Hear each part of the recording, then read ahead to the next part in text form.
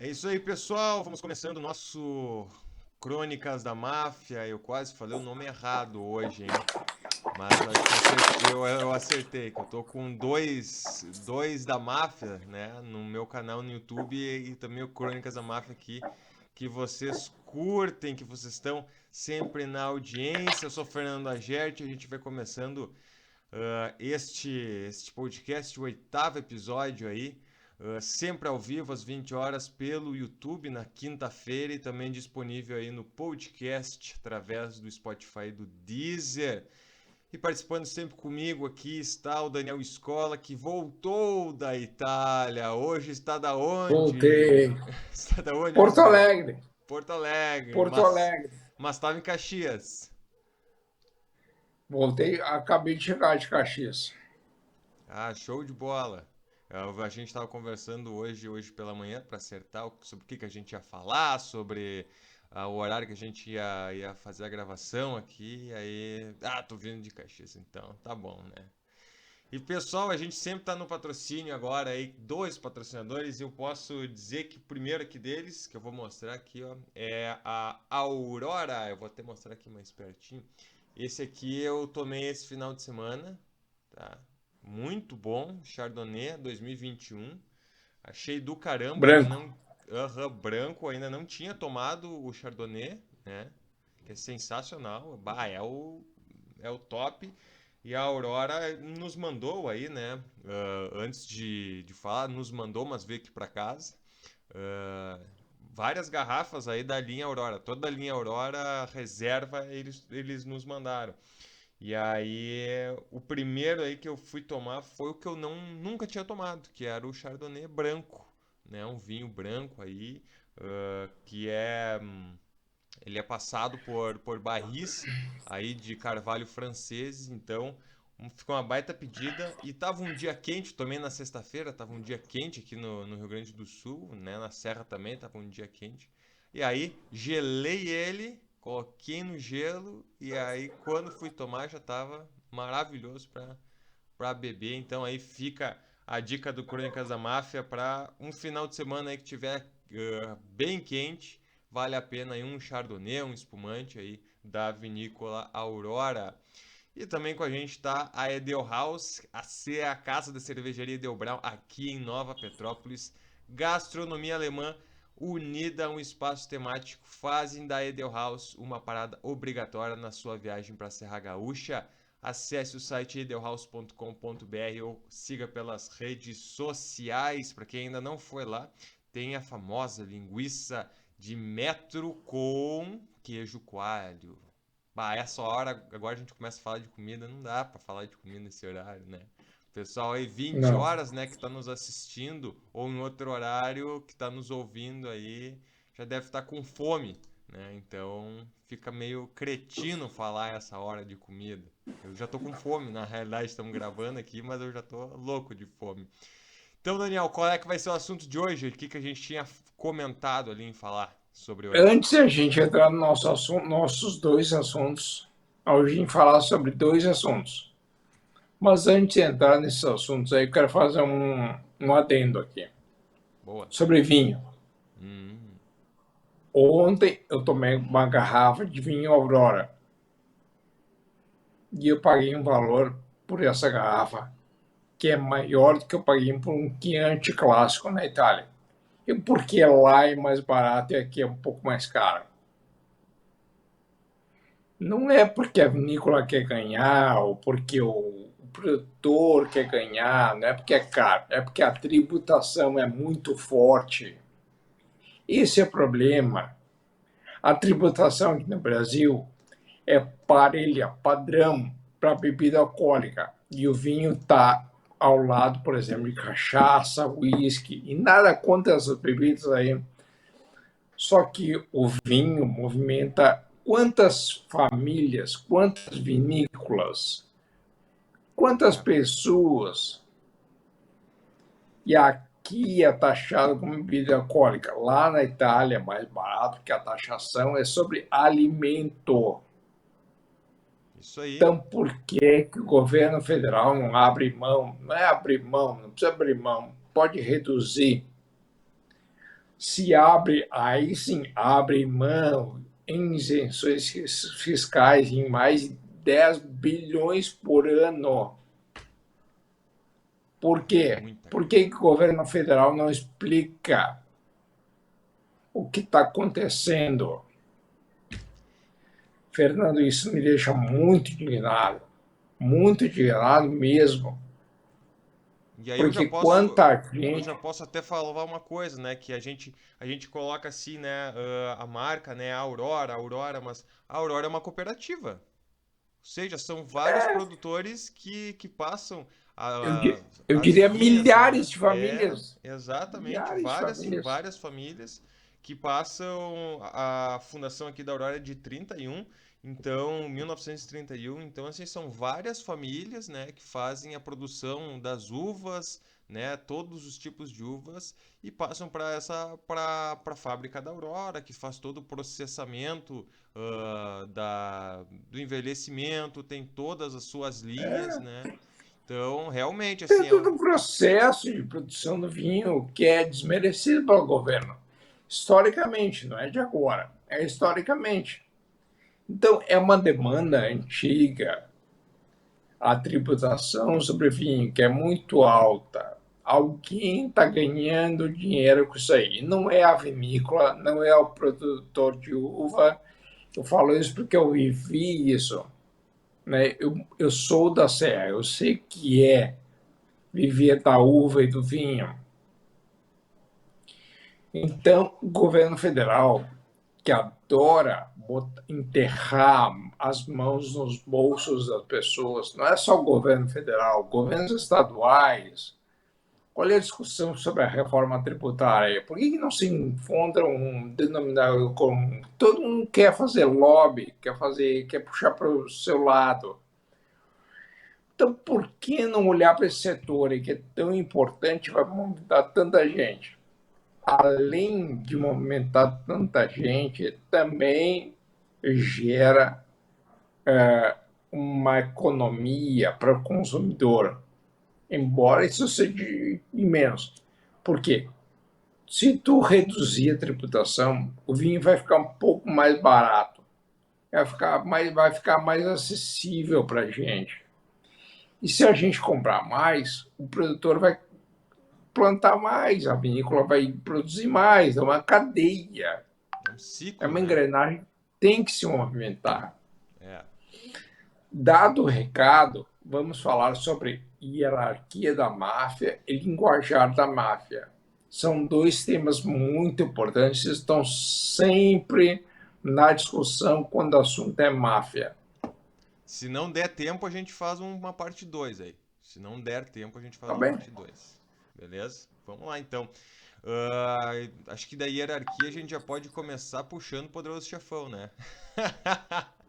Ali Pode. está claro, né? Ali tá bem claro, O assim. Dom Corleone, o Dom é o boss, é o chefe dessa quadrilha da máfia. Aí o consigliere que vem ao lado dele no filme Poderoso Chefão, no livro também, mas no filme é interpretado por um ator bem famoso, inclusive, que infelizmente morreu, né? Qual é o Sim. nome dele? O Robert Duval. Robert Duval. E aí o conselheiro é uma espécie de braço direito do chefão da máfia.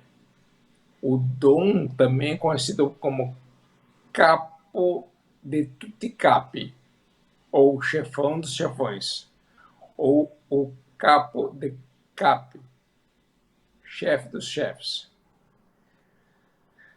E o conselheiro, que é o Robert Duvall no filme, é uma espécie de braço direito, né? Uma espécie não, é o braço direito do chefão. O que faz o chefão? O chefão é o rei.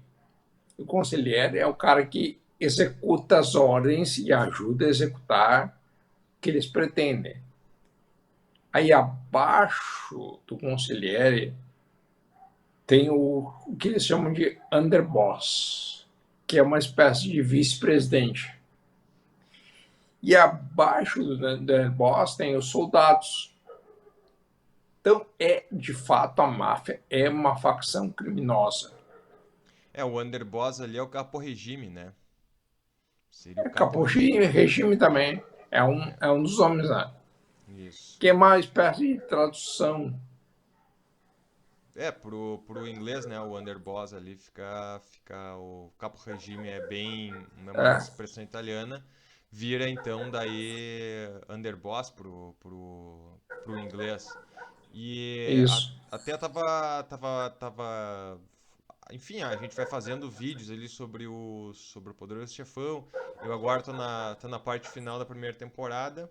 E daí, como a gente tá falando até fora do ar ali, tô fazendo alguns roteiros para falar sobre o Al Capone, né? Uhum. O Al Capone, no começo, ele era um capo regime, né? É, Ele não foi um chefão de primeira, assim. é que, Fernando, uma coisa da máfia é muito importante. Tu nunca é uma pessoa simples e passa seu capo-regime. Tu tem que galgar um espaço, uma reputação de assassino, de manda-leite, para primeiro ter que ser soldado. Aí tem que ir galgando até o topo. Inclusive, tem gente que tem mafiosos que chegam perto do topo e, e não conseguem, porque a decisão não é por mérito pessoal, a decisão é das famílias. Quem é o grande cara aqui? É o Fernando ou é a escola? Aí tem mafiosos que chegam até o topo, mas não o dom. O que acontece? Eles ficam muito frustrados. Aí começa uma guerra. Aliás, a guerra é a guerra entre eles, né? É a pior coisa para eles. Eles não querem evitar. Outra coisa que eles não admitem é quem trai eles, que é o rat, que é o traidor. Em inglês, rat. Então, quem é o rat? É o espião, é o cara que é informante da polícia, por exemplo. FBI nos Estados Unidos. Para derrotar a máfia, eles se infiltraram na máfia com informantes. Eles precisavam disso. Precisavam de informantes para dedurar os caras. Tem um filme maravilhoso que mostra isso, que é o Donnie Brasco, com o Al Ah, Pacino e o Johnny Depp. Al Pacino, Johnny Depp, esse aí. Que o Johnny Depp é o informante do FBI.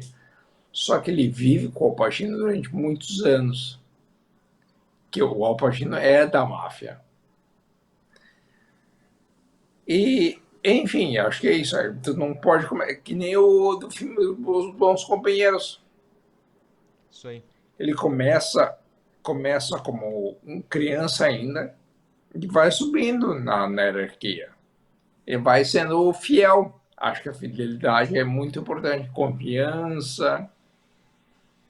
Né? Por exemplo, se o Fernando é o chefe da máfia, meu chefe, eu tenho que matar, que sou aqui, tenho que mostrar a lealdade, tenho que subornar, pressionar. É isso. Isso. Eu acho que ali a gente pode usar os bons companheiros como um case mafioso, até mesmo para essa coisa parecida com a traição, né? É, Que tu falou ali. Tu tem o personagem do. Agora me fugiu o nome do personagem do John Pesci, né? Que ele era o único. o Joe Pesci é o bufalino. Não, não, esse é no irlandês. Esse é neerlandês, tá. Nos Bons Companheiros agora acho que é. Não, Frank é o. Vou me esquecer. Vou procurar aqui, mas já vou falando Também não me fugiu o nome é, agora. o Mas o Joe Pesci ganhou Oscar por isso, né? ganhou Oscar por esse papel, Personagem. né? Muito bem. É o Ele Tommy. é muito bom. Ele é, como? É Tommy. Tome Tommy, isso. isso. Tome Que isso. o Jimmy é o Robert De Niro e o Henry é o Ray Liotta. Ali Ah, nessa. tem uma coisa só. É, eu assisti esse fim de semana a uma série bem interessante, Nova York, contra John Gotti. E aí tem uma menção aos bons companheiros ali. Porque o personagem do Joe Pesci, o Tommy, foi baseado no John Gotti. Quem foi John Gotti? Gotti, como eu disse, ele subiu na máfia, ele matou o chefão das máfias, que era Paul Castellano. Isso aconteceu, tá? Aí a série mostra como o FBI tentou e conseguiu levar à prisão e condenar o John Gotti. John Gotti morreu em 2002 na cadeia, condenado à prisão perpétua por tudo que ele fez. A série é maravilhosa porque ela mostra todos os lados, né? Dentro, a investigação, o FBI e a acusação. Nós E o vamos chegar lá, julgamento. pessoal. Nós vamos chegar lá porque Depois a gente o, esmiuça essa série. o Escola me falou dela agora, não tava sabendo, aí já tem um plano pro final de semana para ver aí e A falar. Associação que é muito boa, uma superprodução mafiosa, assim. Tu vai entender bem a história da máfia ali. Ah, bom, boa dica. Voltando ali para os bons companheiros, que era a ideia que eu queria passar ali. Ele traz ali o Tommy como um provável. Não, ele não vai ser tipo um dom, mas ele vai ser um intocável dentro da máfia, né? É ele é muito doido, né? Isso, e aí É acaba maluco. que ele mata um dos chefes, né? Ali, por exemplo, no filme ele não fica muito bem estabelecido a posição de cada um, né? A posição hierárquica, Ah, a não ser do Pauli, que é o Dom, né? Tanto que já no início ele já é citado, ó, cara, esse aqui é o chefe de todo mundo. Ah, só que daí a cena do início do filme, né, que a gente já falou aqui no nosso, acho que terceiro episódio, segundo episódio, sobre os bons companheiros, é eles matando um dos chefões, né? Do que dá para dizer que é um dos capo regimes, né? uhum. Então, assim, eles estão tentando chegar lá em cima, os três, né? Porque eles viram como, assim, aliados. E aí eles cometem esse crime que nada mais é que uma traição dentro da máfia. Se o cara é um intocável, ele não pode ser morto a não ser que a própria máfia mande executar. E aí acontece exatamente isso, agora que eu acabei de falar. Acaba que o chefão descobre quem foi que matou e aí acaba dando aquele spoiler que eu vou dar agora, né? O Tom ele é morto exatamente no momento em que que o trio, né, achou que ele ia subir de cargo na máfia. E aí ele é levado para uma casa e E eu assassinado. acho que não é spoiler, Fernando. Não é Não, spoiler, né? porque a gente já falou sobre isso. É. E acho que quem tá aqui já pelo menos já viu Os Bons Companheiros pelo menos uma vez, porque o filme é de 1990, né? Aliás, é um filme obrigatório, tá? É obrigatoríssimo, porra. Quem não Nem que viu, tu não goste de máfia, o que já é máfia. Mas é um filme com atuação boa, com um roteiro, com direção. Acho que é um filme perfeito, inclusive. assim, ó, pelo menos o top 3. Bah, agora eu vou ser muito crítico aqui, né? Acho que o top É. 3 do Scorsese, talvez, né? É que o Scorsese fez muito filme bom, né? Calma, calma aí. Tem um ainda que tu não viu. Eu ainda não vi. Eu ainda não vi. O que saiu agora no dia 19, aí, que a gente até tinha falado, né? Que ia sair, como é que ia ser, o The Killers of the Tô Flower Moon. louco pra ver. Pois é, Tô pois louco é, pra ver. pois é. Eu quero assistir. A crítica não tá muito boa, mas quero assistir, né? Vamos ver. A crítica também não foi muito boa pro irlandês e a gente É, se adorou, né? olha, eu, sinceramente, a crítica eu faço. Eu prefiro eu fazer. Se eu gosto do tipo de filme, eu vou ver, embora a crítica critique. Exato. Aliás, a crítica adora, é uma bronca minha, tá? Pessoal, ela adora falar sobre filmes que só eles gostam e não aproveita muito. Que tem algum tipo de Adoram crítica. apelo, né? Tem algum tipo de apelo que eles elencam como um É. assunto interessante. Eu também não gosto da crítica, assim. Então, por exemplo, tem um filme maravilhoso, foi desacreditado, Oppenheimer. Pá, Eu li algumas críticas desfavoráveis a esse filme maravilhoso. Muito longo, faltou isso, faltou aquilo. Olha, para mim não faltou nada. Outra, 3 horas é de fato um filme longo. Só que tu termina um filme, tu quer mais, entendeu? Mais. É nesse livro que eu estava falando do Rita Alice, Honra Teu Pai, tá? Ele tem 505 páginas. Terminou o livro, tava, eu quero mais, quero mais. Que ele é maravilhoso. a gente tava falando Assim, fora do ar, né, sobre o livro. Aí. Isso, desculpa, a gente tá. falamos fora do ar, Isso. exatamente. Só puxar aí pro pessoal que tá. Vamos lá, rapidinho, depois a gente fala sobre ele, tá? Vamos Mas lá. o Gay Talese escreveu um livro chamado Honra Teu Pai. Por que honra teu pai?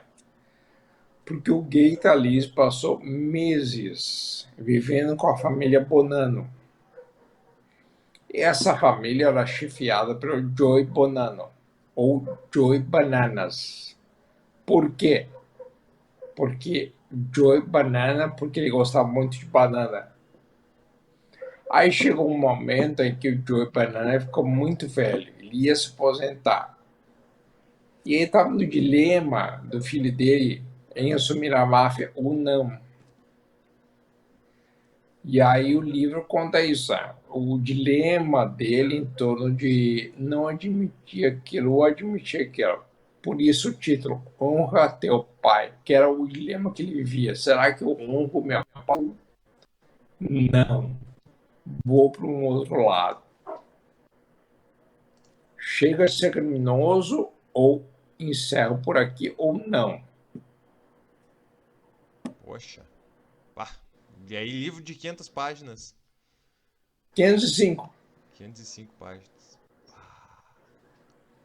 muito Baseado em, bom. baseado em fatos reais e que tem a ver, na realidade, com o que a gente tá falando, né? Não, outra coisa, Fernando, é o seguinte, esse é o tipo de jornalismo que o Guy Dalice fazia. Né?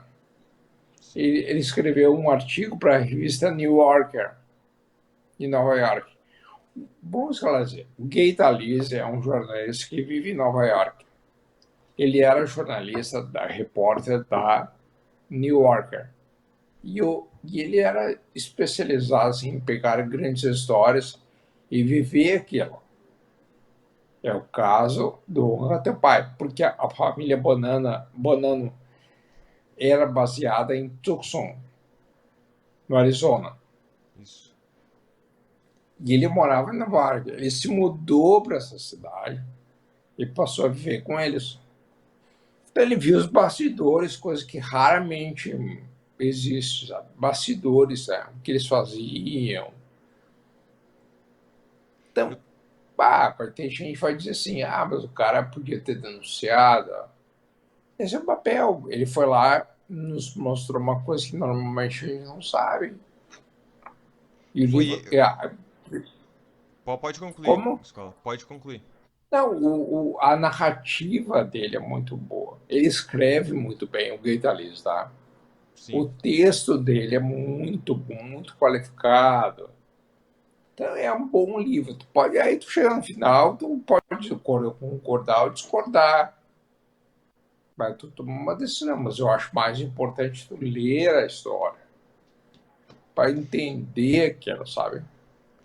Aí tu vê um outro lado da máfia que a gente não está acostumado, que é o jornalista testemunha ocular daquilo que está acontecendo. É isso aí. Me tira uma dúvida agora, porque assim, o Gay Talese, ele é, para quem estuda jornalismo, e eu e o Escola somos jornalistas, é leitura obrigatória. Só que agora faltou um pouco aqui da memória. Foi ele que escreveu aquela biografia do Frank Sinatra? Bah, boa pergunta. Eu acho que não. O Gay Talese escreveu aquele.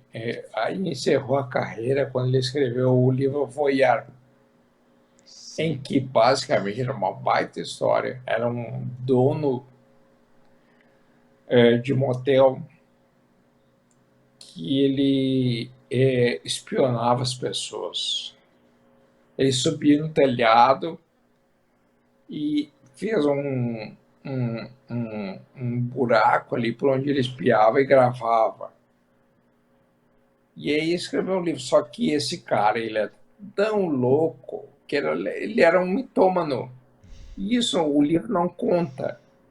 Mitômano é a pessoa que mente e acredita na mentira. Isso. Então o cara enganou o Guita Alice. Embora o livro seja muito bom. Até tem uma série sobre isso. Um filme, não sei. Acho que é uma série. É, eu acho que foi ele sim, eu tô pesquisando aqui, acho que foi ele que escreveu Eu não li uma. a biografia do Frank Sinatra. É que tem. Pá, isso a gente ganha uma lista lá no início da faculdade para o cara ler. E eu tava entre o Truman Capote e o Gay Talese que escreveram essa biografia Tal, do o Truman Capote é A Sangue Frio, A Sangue Frio. É, ele é o A Sangue Frio, que que é é um baita sensacional. livro. É um baita livro. Muito bom. Que é o Truman Capote é contemporâneo do Gay Talese. Isso. Isso aí.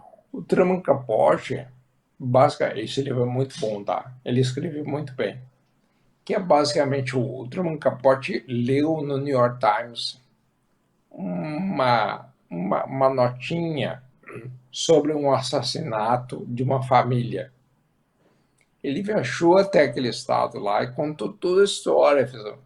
Só que o problema não está no livro, é que durante a investigação, o, o Truman Capote, que era gay, se envolveu com um dos matadores, porque os matadores estavam presos. Não quero dar spoiler aqui, tá? Basicamente, antes. Esses dois caras invadiram uma casa para assaltar. Só que na casa, no interior dos Estados Unidos, tinha uma família, casal e filhos. E os caras invadiram a casa e mataram todo mundo. E foram presos e condenados por isso. Aí o que aconteceu? É, o Gay Talese foi lá para escrever. O Gay Talese não. O Truman Capote foi lá, escreveu um livro detalhado sobre aquilo, que é um baita livro. E aí os dois estavam presos e um deles, o Truman Capote, entrevistou na cadeia. Foi várias vezes. Numa dessas visitas, ele acabou se apaixonando pelo cara. E o cara, um psicopata, maluco, se apaixonou por ele também. Nada contra. O problema é se envolver intimamente com uma fonte. Esse, para Sim, mim, é o isso aí. problema. Tem um problema ético aí muito grave para mim. É. Por exemplo, eu como jornalista, imagino tu também, eu nunca me envolveria com uma fonte, por mais legal que seja a história dela. Tu não pode misturar as coisas. Tem um jornalista narrando uma história. Não pode se envolver com a história. Embora o livro A Sangue Frio seja maravilhoso. Eu tive um problema com esse livro aí, porque eu estava em 2000, dia 11 de agosto de 2000, eu viajei para a Inglaterra. E eu tinha esse livro da editora Globo. A edição dele, a capa era bem dura, assim, era bem. Eu não imaginei que aquilo pudesse dar problema. Mas a capa era uma mão com um revólver apontando para ele. Porque os caras mataram a família a tiros. Quando eu cheguei na imigração, o cara foi revisar minhas coisas ali e viu um livro do Truman Capote, A Sangue Frio, que era a edição antiga aquela. E eu, que era um livro que eu estava lendo na época. E ele disse assim, o que é esse livro aqui? Porque ele não entendia o português, né? Eu tentei explicar, olha, Truman Capote, A Sangue Frio. Não, isso aqui é um manual sobre como atirar. Eu disse, não, não é isso. É um livro. Aliás, te recomendo esse livro. Te recomendo esse livro. Aí o cara ficou me enchendo o saco, assim, uns minutos e tal. E depois acabou me liberando, mas eu tive que argumentar com ele. Olha, não é um manual de atirador. É um livro, uma história verdadeira que aconteceu nos Estados Unidos. O Truman Capote escreveu isso aqui. Enfim, vamos voltar para a máfia. Vamos, mas uma baita história, cara. Uma baita história. Tá louco. Olha, se eu não estou falando bem ainda, tá? Mas eu tenho muita história aqui, ó. Ah, Ainda bem que o câncer não afetou minha capacidade de pensar. cara, isso aí é Afetou a minha sensacional. capacidade de falar Sim. e de caminhar. Mas estou melhorando. Fazendo Eu ia falar, fisioterapia nossa. Eu não sei e se eu tô me fono. acostumando com a voz do escola a cada episódio, vocês também, mas pra mim parece que cada vez ele tá melhor. Ele tá melhor. Parece que a voz tá cada vez Tomar, melhor. Eu acredito que ainda sim. bem. Acredito que sim. Sabe por quê, Fernando? Porque eu quero muito voltar a falar em minha vocação, né? Claro. E eu quero muito voltar a falar. Então eu faço físio e fonoaudiologia todos os dias. É, pô. É, todos os dias, porque eu preciso reaprender a falar e reaprender a caminhar. Por que caminhar? Porque a quimioterapia teve algumas sequelas. Uma delas foi a neuropatia periférica. Basicamente, trocando em miúdos, a neuropatia periférica é a incapacidade dos cérebros de se comunicar com as pernas. E a voz foi prejudicada também pela medicação da quimioterapia. Mas o que cura isso? Vou voltar ao que era, bem provavelmente. Bem provavelmente. Mas depende mais de mim, do meu trabalho, do meu esforço, da minha dedicação. Esses dias até postei um vídeo ali, alguém comentou assim: o que houve com esse cara? Parece que ele está morrendo. Eu nunca respondo, mas assim, eu respondi para dar um esclarecimento. Assim, olha, disse para ele, quase morri. Não foi dessa vez. De fato, a minha voz não é a mesma. Mas eu estou me esforçando muito, muito mesmo, para voltar a ter uma voz boa. Bah, a rede social é um cúmulo de gente Não, não dá, não ignorante, né? dá, não dá. Não dá mais. Tá louco. Ontem eu falei com um amigo meu que é cartunista, Carlos Henrique Yoshi, que é maravilhoso. E aí ele me disse assim, ele disse, olha, nós estamos num momento que não dá mais para aguentar essa polarização. E o Churchill tinha uma frase muito boa, uma ideia muito interessante, que é a seguinte: polarização é como tu dormir e acordar num lugar onde só tem gelo ao redor. E tu não sabe se é polo sul ou polo norte. Tanto faz. Polarização é a mesma coisa. Isso aí. O Thomas E é Shelby isso. tem uma fala similar no Peaky Blinders, né? Que ele faz um Uhum. círculo assim, né? Mas você. Que é o Peaky Blinders? Senão uma máfia de Birmingham. Exato. É a É máfia a cigana. máfia.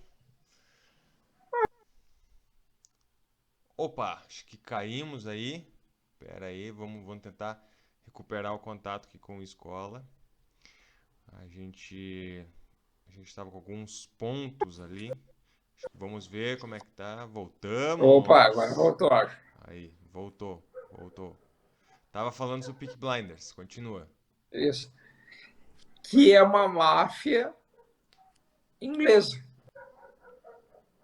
uma máfia real em Birmingham. Isso aí, isso aí. E é o Tommy Shelby é o chefe da máfia. E a história é muito interessante, porque o Tommy Shelby volta da guerra, da Primeira Guerra Mundial, e ele lidera um esquema de máfia, que é aposta, que é jogo, que é eliminar pessoas, extorsão, todo tipo de crime deles ali. E é bem boa a série, Peaky Blinders. É, pra quem não assistiu, aí são, se eu não me engano, 5 ou 6 temporadas. São É longa. episódios. Aham, são 10 episódios. 10, Cada 10 isso. ou 8 episódios cada. Tá no Netflix, pra quem quiser. E é com o Cillian Murphy, né? Que se fala Cillian Murphy, É que um é o baita ator, tá? Oppenheimer. Que é o Oppenheimer. É o mesmo. É. O irmão dele na série é o maluco, É um maluco. é o doido. Maluco. E é muito legal como a série ela vai se formatando, né? Ela tem, pra mim assim foi uma das séries que mais me surpreendeu. As pessoas tinham falado muito bem sobre ela, né? Pra mim assim, vai assistir, vai assistir. E eu tava meio resistente pra assistir. Nossa, valeu muito a pena ver assim. Legal. Por... Por que Peaky Blinders? Agora tu vai me esclarecer isso, porque eu, Tá, le... vou te eu- esclarecer então. porque agora eu me Tu lembra esqueci dos mesmo. bonequinhos Isso, das da da Gillette que eles aham, tinham? as Navalha. navalhas. As navalhas Aí que eles no faziam? uniforme. Quando eles iam brigar com alguém, eles tiravam a boina e passavam assim. Isso. Peaky Blinders. Para tentar cegar a pessoa. Isso de fato existiu, tá? Eles foram criados em Birmingham. Onde fica Birmingham? Fica logo acima de Londres, quase no meio da Inglaterra. Uma cidade muito importante, industrial, banhada por um rio, uma cidade, acho que é a segunda maior cidade da Inglaterra, depois de Londres é a primeira ou segunda. Mas é uma cidade muito importante, ou seja, a máfia está onde tem dinheiro, onde ela pode se aproveitar. E aí eles utilizavam muito os canais, né, para fazer o transporte de tudo isso que era feito ali, Tudo. né? Então era tudo Armas, através. drogas, na época era armas, né? Na época era Drogas, armas. drogas e logo depois. Na época tinha o ópio, Isso aí. que é o antecessor da cocaína. Isso aí. Que certamente a gente vai falar em outros vídeos aí que a gente vai ter que pegar assuntos lá de trás, né? A gente vai falar bastante que teve esse Deixa eu só beatbox. fazer um parênteses assim. A máfia se movimentava em Birmingham e ela também tinha ramificações em Londres. Daí, num determinado momento, o Tommy Shelby, que é o chefão da máfia, ele estava tão envolvido, tão envolvido profundamente no assunto, que ele se envolveu com política. Ele entrou para a política e conheceu uma pessoa chamada Mosley. Um Mosley de fato existiu. Mosley foi um fascista, nazista, que estava na política e queria ser primeiro-ministro. Ainda bem que não foi. Ainda bem que o partido dele não deixou. E teve interferência do Churchill ali, né, ainda. É que o Churchill salvou a democracia no mundo, né? Com certeza. E aí o Mosley existiu. O filho do Mosley foi presidente da Fórmula 1, Oswald Mosley. Isso aí. A mãe do Mosley era a senhora Mosley, era a mais nazista de todas. Mas o marido também era nazista. Mas ela era fanática. E ainda bem os dois não sucederam. É que a gente pode pegar assim, ó, essa parte. Esses dias eu tava assistindo uma coisa sobre a parte sociológica, né? A gente tem muito de destacar mesmo, de retirar o contexto do momento social, né? E naquela Ah, época, não o, dá. o fascismo ele era um negócio muito, como é que eu vou chamar assim, muito Forte, chamativo, muito forte, é, porque existia uma apelativo. lacuna. Ele existia uma lacuna ali, porque na aquela época ali que se passa, que é um pouco antes da Segunda Guerra Mundial, assim, no início da década de 30, você já tinha o socialismo bastante consolidado e você tinha democracia, mas tinha um buraco ali muito grande de uma terceira via. E essa terceira via acabou sendo o fascismo, né? Uma direita bem opressora, assim. Ô, Fernando, eu acho, atribuo isso, talvez eu esteja errado, mas eu atribuo isso à questão do nacionalismo. Isso, O isso. nacionalismo extremo não leva a nada. E o nazismo e o fascismo se valiam disso. A pátria exemplar, a pátria que nunca erra. Eles mesmos, né? Mussolini, Sim. Hitler, eles não erravam. Eles eram perfeitos. E eles despertavam isso, porque era uma população carente. O Hitler incentivava a xenofobia e o nacionalismo. Então, Hitler, na verdade, queria o pangernismo. Pangernismo era a Alemanha não podia se contentar em ser só a Alemanha. Aliás, um dos bodes expiatórios do Hitler foi o Tratado de Tordesilhas. O Tratado de Tratado de Tordesilhas. Versalhes. Versalhes, desculpa. Isso. O que aconteceu? Depois da Primeira Guerra Mundial, no Palácio de Versalhes, em Paris, foi assinado o Tratado de Versalhes, que de fato reduzia o tamanho da Alemanha e obrigava a Alemanha a pagar uma quantidade enorme de dinheiro. Então o Hitler lutou a Primeira Guerra Mundial.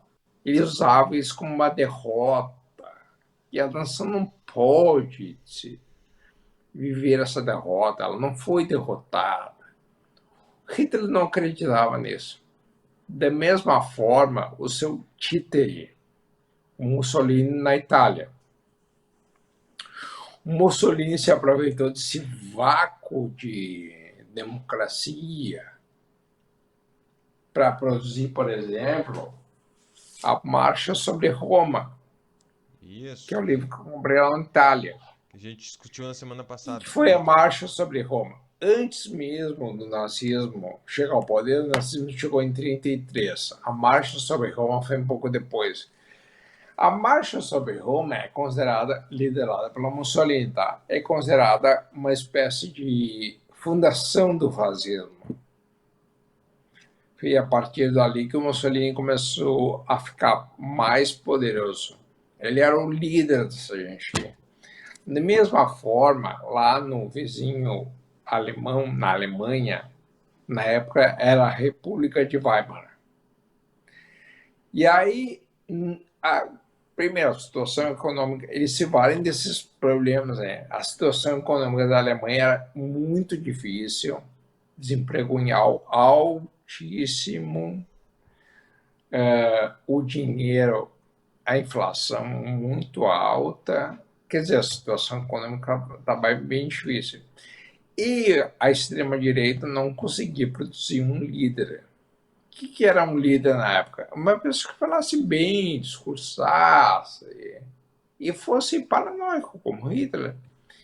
Hitler, assim, foi indo. Começou com seus discursos nas cervejarias de Munique. Na Bavária. Depois ele, é, Depois ele tentou um golpe, que foi o putsch. Foi um golpe para derrubar o governo democrático. Daí não conseguiu. Aí foi preso. Quando ele saiu, porque nessa tentativa de golpe morreu gente. Aí ele saiu e voltou para o partido, continuou com seus discursos, e bem convincente e tal, e muita gente se envolvendo, e despertou o nacionalismo de novo, e aquela coisa. E aí ele foi ascendendo, ascendendo, ascendendo, até chegar em 33, teve uma eleição, o partido não foi o mais, ele fez mais cadeiras, tá? Porque lá imperava o sistema de monarquia com parlamentarismo. Aí o partido nazista fez composições com outros partidos para ter mais cadeiras, ter a maioria. Aí que o Hitler tomou conta. E ainda bem que ele se matou em 1945, 1º de abril de 1945, no seu bunker em Berlim. Aquilo, de certa forma, terminou com a Segunda Guerra Mundial. Só que os alemães resistiram muito. E os japoneses, que faziam que o eixo mal eram 3 países: Alemanha, Itália e Japão. Aí os japoneses resistiam muito ao final da Segunda Guerra Mundial. Aí o que aconteceu? Os aliados jogaram a bomba atômica de Hiroshima e Nagasaki em 1945.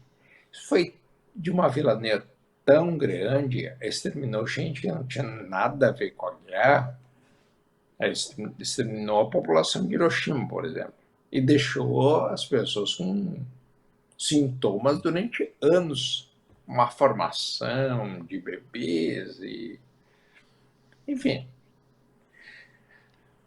E aí sim, aí houve a rendição, de certa forma, acabou a Segunda Guerra Mundial, ainda bem, mas foi em 45.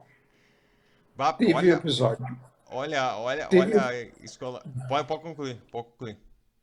Não, é só para dizer que nessa frente, né, a frente ocidental, quem segurou, quem bancou foi Churchill.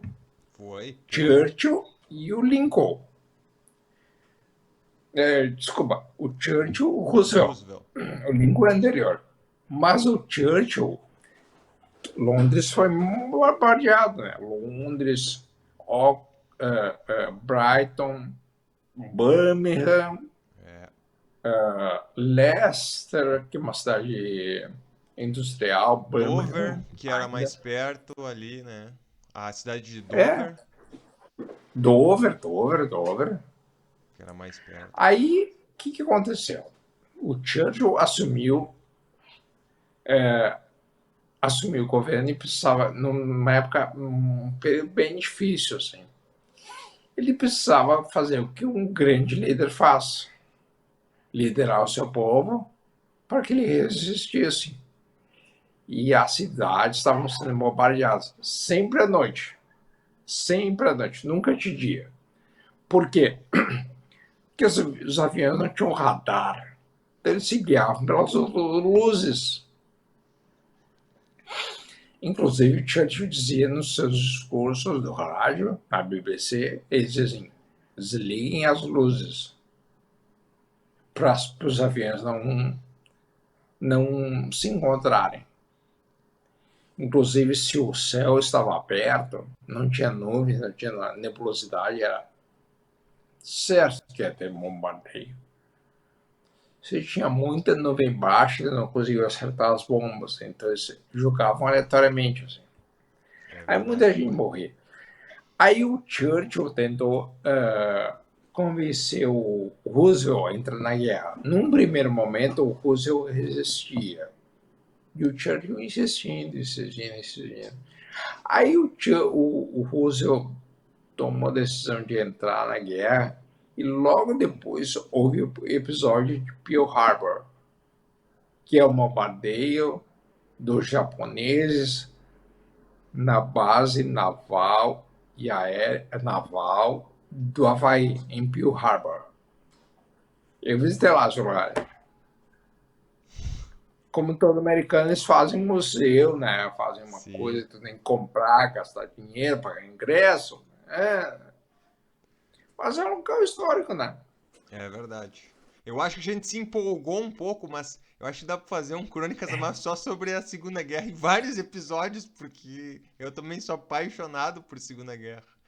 Caramba, cara, olha, hoje nós E a demos uma. gente nem falou até agora do linguajar da máfia, né? E isso vai ficar pro próximo episódio, porque a gente já falou aí sobre os esquemas ali da máfia, a gente pegou até a Olha, eu máfia te dos disse para Peaky não me Blinders. deixar falar, te Não, mas é que disse. o assunto tava bom, o assunto tava bom. Eu acho que até o pessoal que tá acompanhando a gente vai curtir aí, porque Que foi um bom. assunto muito massa, foi um assunto muito legal, assim, a gente fez essa volta, mas foi muito legal. Escola, valeu, obrigado pelo episódio. A gente vai ficando. Pode Até a falar. semana que vem. Até a semana que vem, até a semana que vem. Um abraço para quem tá nos ouvindo, para quem nos assistiu até agora. Semana que vem, então, a gente vem com o nosso nono episódio, patrocinado aqui pela Edelhouse e também pela Vinícola Aurora. Valeu, pessoal. Fomos! Tchau, tchau. Tá, por favor. Vem.